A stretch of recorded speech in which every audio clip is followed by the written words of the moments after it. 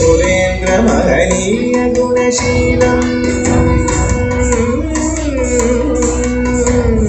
सेवित सुरेंद्र महनीय गुणशीलम् जप तप समाधि सुख वरदानुकूलम् भावित सुरमणिगण भक्त परिपालम् भयंकर विषङ्गमातङ्ग कुलकालम् श्री विघ्नराजं भजे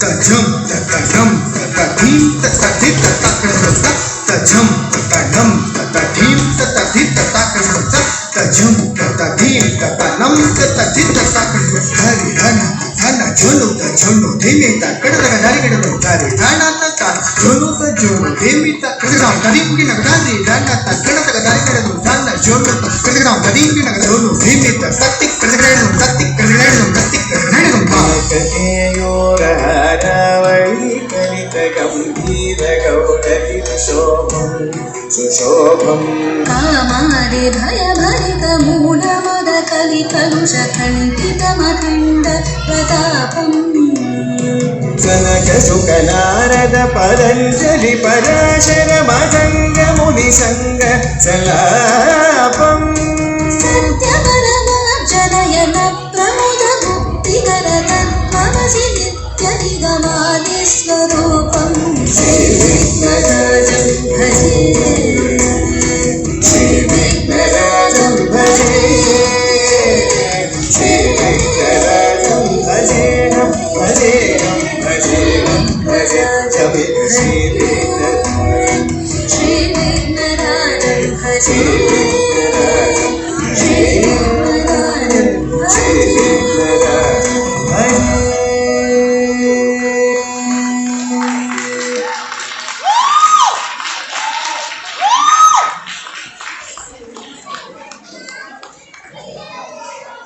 Hello. Hello, Nana. Both did very well. One suggestion from me is, I think you have to work a little bit more on the stamina part of it. So work on retaining the stamina until end of the performance. Okay, you started very well and until half we could clearly see you were totally with energy, but started slowly grade off. So yeah, good job. Overall performance was very good. Expressions are very good. I have the same comments as well. You were good. I think you need to work on your stamina. That's when, if you have more stamina, you can do finishing very well. Okay? But you don't have. Very good.